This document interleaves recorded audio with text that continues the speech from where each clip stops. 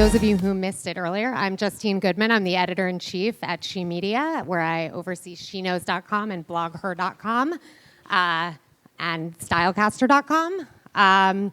You have already met Dee. Would you guys like to introduce yourselves? Sure. Yeah. Hey, I'm Nicole Lapin. I am the New York Times Best-Selling Author of Rich Bitch and Boss Bitch. And my third book just came out 2 months ago called Becoming Superwoman. Actually, Rich Bitch just relaunched, so get excited, y'all. We're going to have a little giveaway situation. And there's a new later. chapter? There is a new chapter. It's all updated with all the tech stuff, all of the... Gotta read it. It's a boot camp in there. Thank you. And aside from being the president of Justine's fan club. That's basically... Well... I thought I accolades. was the president of your fan club. But Mutual Admiration all right, Society. and Sherita Rankins. Hi, everyone. Yes, I'm Sherita Rankins. I run the lifestyle website, busywife.busylife.com. I have a background in finance. I studied finance and international business at Loyola University. Worked in corporate finance for 8 years, left that. I'm also a commercial actress and an entrepreneur. So I'm happy to be able to share all of my financial knowledge with all of you. Yes. So as Dee sort of set up for us, we're here today to talk about finance. And it's a topic that even when we're discussing it in a business and entrepreneurial setting like this, seems to come with a lot of baggage. And in fact, a survey of over 1,200 American adults conducted by Capital Group, participants ranked financial topics like household earnings, retirement savings, debt, and inheritances as the most taboo topics of discussion. That is ahead of all the other personal topics that you can imagine. And I think one of the stats that I saw was people are more likely to say that their husband cheated on them than they are to talk about money. Yeah, they're more likely to say that there are crimes in their family, that they have, there's so many of them, just about everything. They talk in depth about their sex lives more than they'll talk about how much debt they have. Totally. We'll be at dinner with our girlfriends, right? And we'll talk about everything, like sexy time and bikini waxes and all the things. And then all of a sudden I'm like, hey, so what are you making this year? Or what's in your bank account? And I'm just trying to help. And all of a sudden it's crickets, Radio right? silence. Yeah. And I'm like, bitch, you just told me about your hoo-ha and your landing strip. Like all of a sudden this is taboo? We don't talk about it. That's a problem. Yeah, so there's something deeply wrong with that, and that is why a lot of us are here today, to de-stigmatize that. And so we've brought together these experts. You're not only experts in money and finance, but in using your platforms to encourage conversation around these topics and destigmatize them. So you're all really good at talking about money, and that's why you're here. And I'm wondering, was there a moment in your life or your career that made you realize, okay, it is really important to talk about this? Well, That can go to any for of me, you. I started modeling at a young age, and by the time I was 15, I had what I thought was a lot of money. My mother was a school teacher, and she, even though she did well for herself, she was not, as one would say, rolling in the dough. I never forget that her best friend was over at the time, who was in pharmaceutical sales, and this was back in the 90s, and she was telling my mother about how she got some like 12% return on some stock, and I'm like listening to this, and I'm like, tell me more. And she's looking at me like, you're in high school, why do you care about this? And I'm like, because I'm getting like 1.2% at the bank. So if you're getting 12, I need to be where you are. So you were a natural. And from that moment on, they were having this conversation. She gave me the number to her broker, and I've had the same stockbroker since I was 17 years old. And from that, and that's one of the reasons I studied finance, because I did not know anything about it. And even though I knew I wanted to be on camera and acting and modeling, I knew that business and taking care of my own money was important. And I knew that I needed to learn about it in order to be knowledgeable and successful. And once knowledge is power, I just started spreading it. Yeah. And that's the thing. We don't learn this stuff in school. No. We learn the most BS things, like how to dissect a frog and the Pythagorean theorem. I'm not exactly sure why we need to know that, B right? squared, something. Yeah, thanks. Don't know how to do our taxes, but know about mitochondria. Like, if I were in charge of the world, I think if we were all in charge of the world, we would learn how to do our taxes or a budget or a business plan, but we're not, and that's no excuse to bury your head in the sand. So I'm the least likely person to be a money expert. I grew up in an immigrant family, first-generation American, super broken home.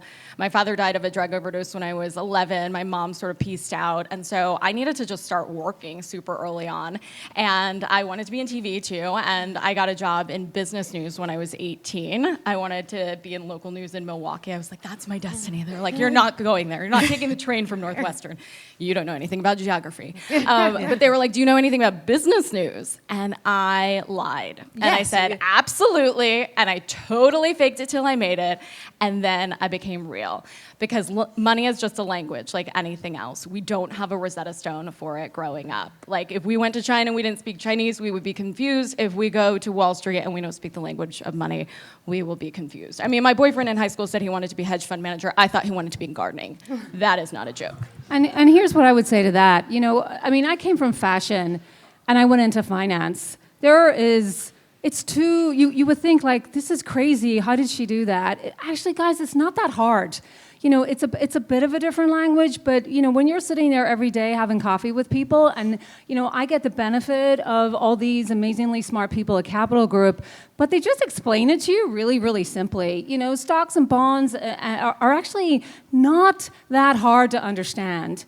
I think the industry actually makes it super complicated for us. We have an entire program at Capital Group now where we are actually taking that language and making it so much more simpler. It's just that the terminology, I think, that the industry uses. Derivatives? Right, exactly. Well, it's Rolls like, right off it's the like tongue. short is not the opposite of tall, it's the opposite of long, and it just means something's going in the pooper. Yeah. EBITDA is not an STD, it just means profits. Like, I rewrote financial dictionaries in the back of Rich Bitch and Boss Bitch. You're welcome. That's probably why I'm single, because I rewrite financial dictionaries.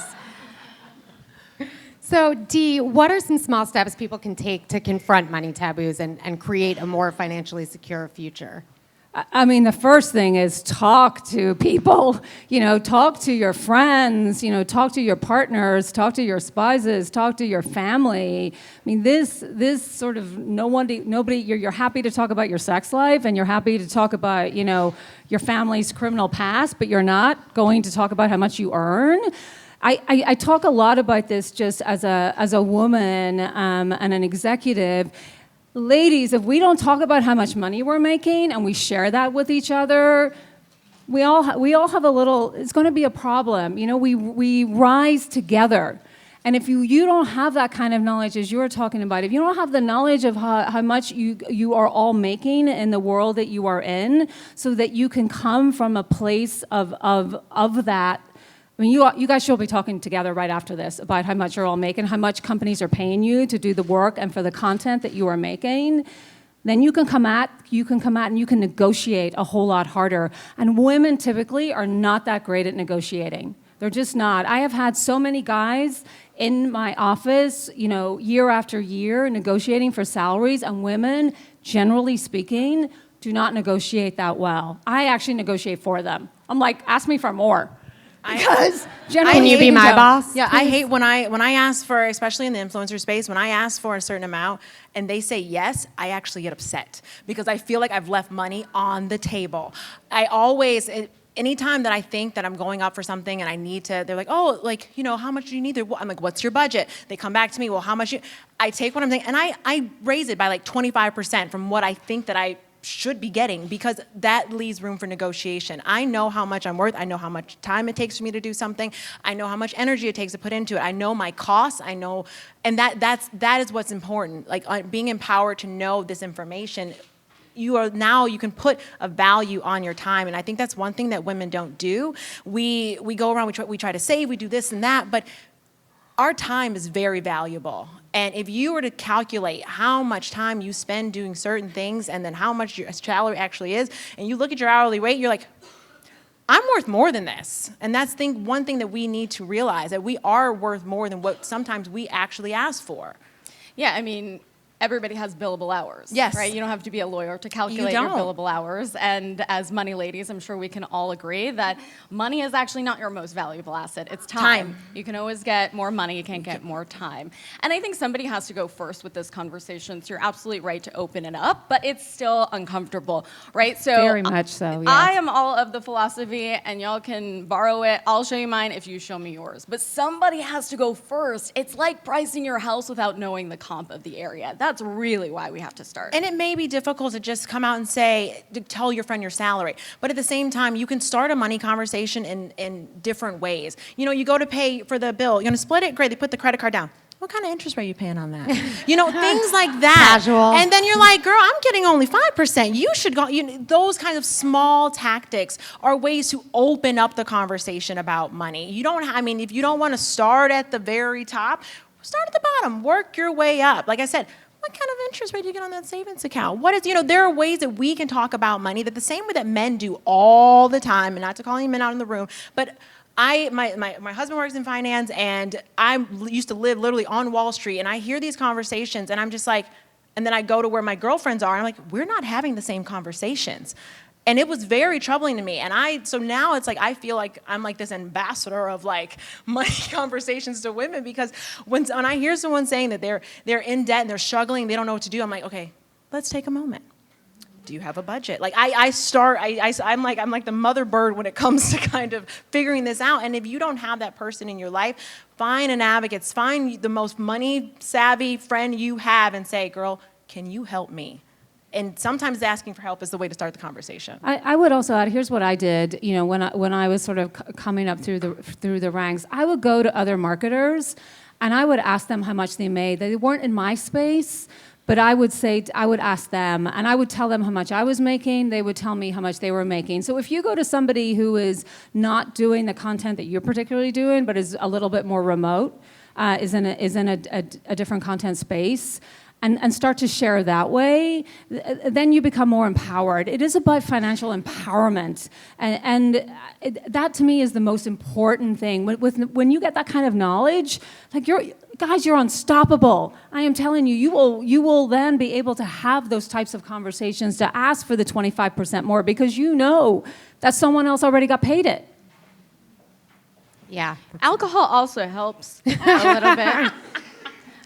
But also when it comes to talking with your significant other, like, it's not that serious. You can just be like, baby, what are our goals? And, goals have price tags. A dream without a wish is, it's just, deferred. It's right, that's right. And so you actually have to have a plan, and plans have price tags. And just by, and that's sort of a good segue to my next question was going to be, how do you approach it with your loved ones when it's not just about getting the transparency with other people in your industry, but sort of raising that conversation with your spouse or your children or other people in your family, people who rely on you or who you are relying on? Well, I wrote a couple blog posts about this on my site. You can check them out. There's, how to have the money talk with your spouse, and also how to manage money as a couple. And that's something that's difficult for a lot of people. And there's no one way to manage money as a couple. And I kind of break down different methods that have worked for friends of mine, because I've asked them. Sometimes they say, oh, my husband and I, we have a joint account. We put the same money in. We pay our bills. I buy my own, handbags. He buys his shoes, or we dump all of our money in. Or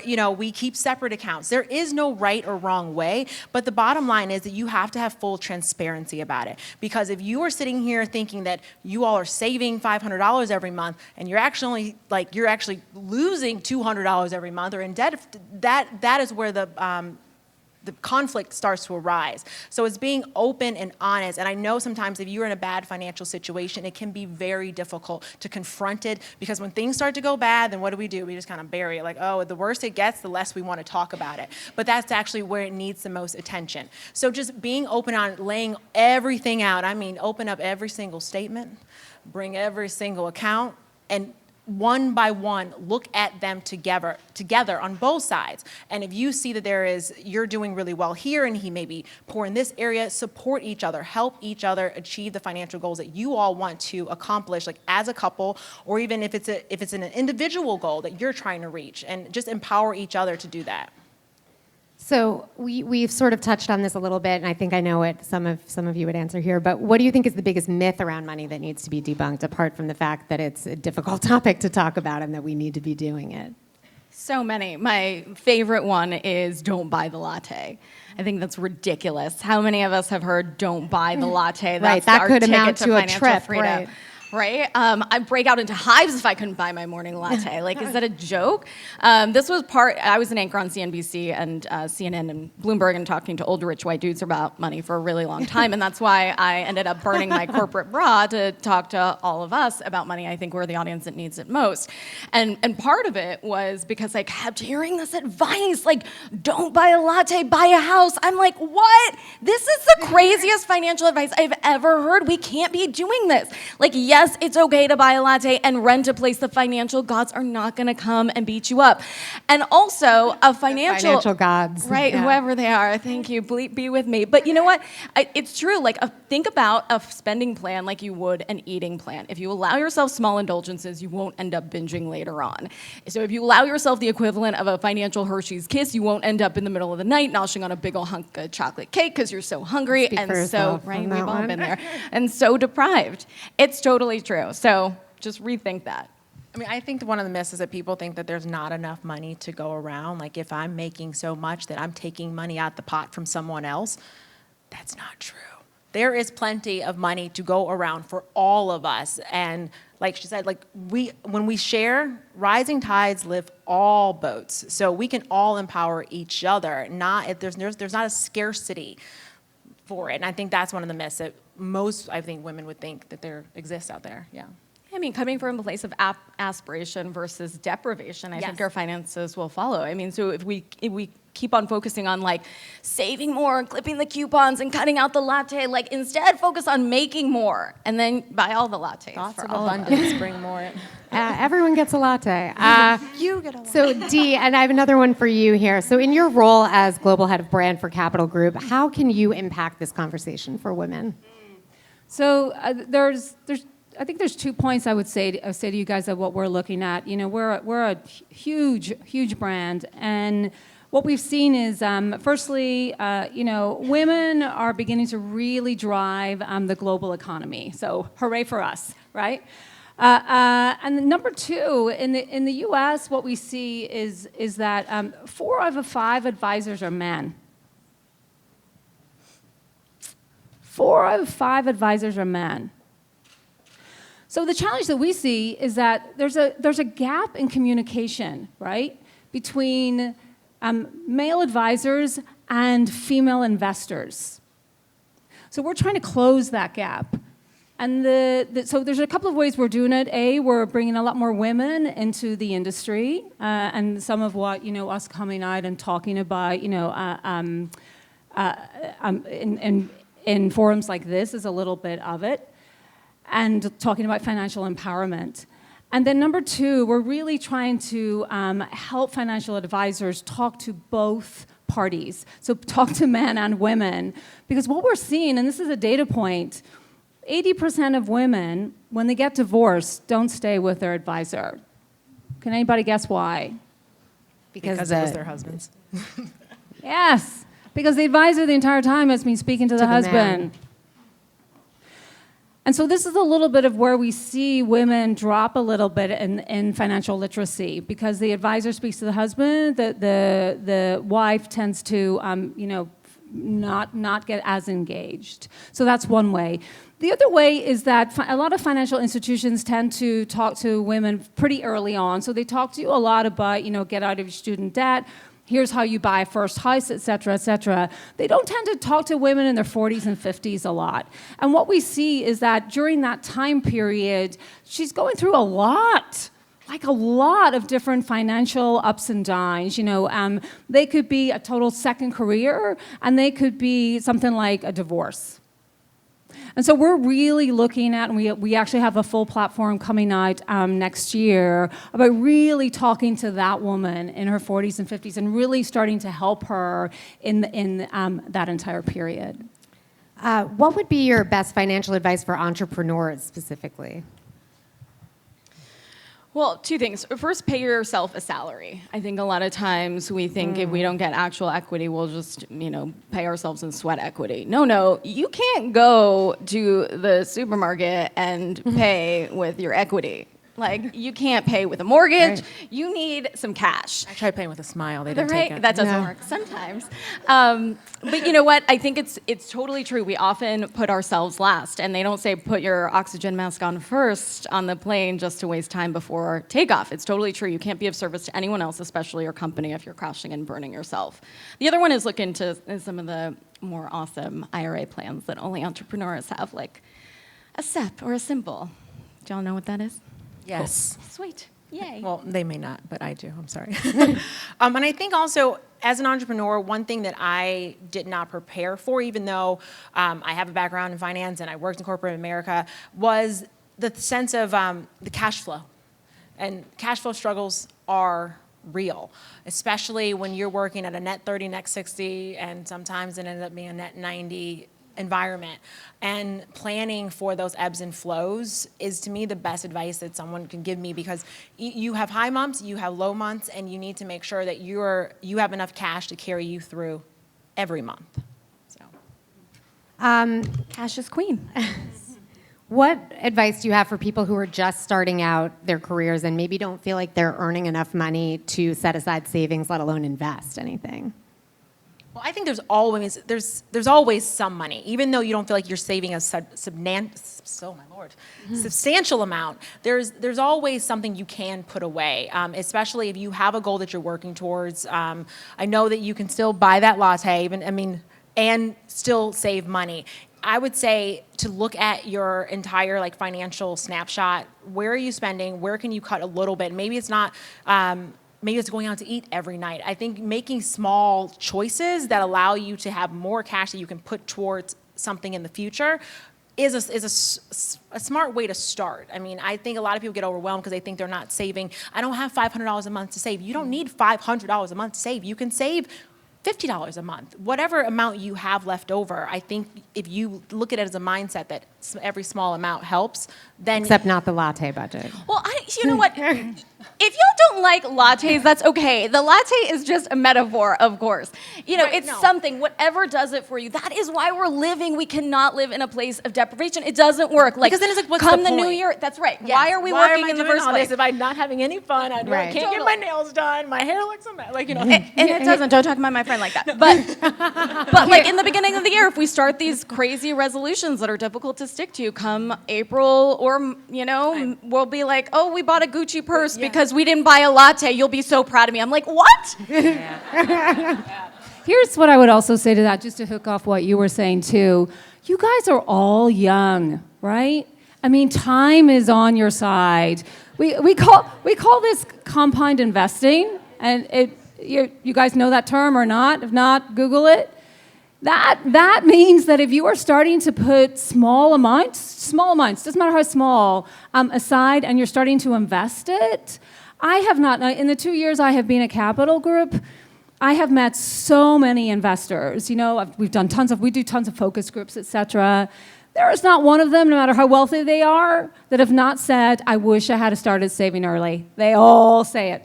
Earlier.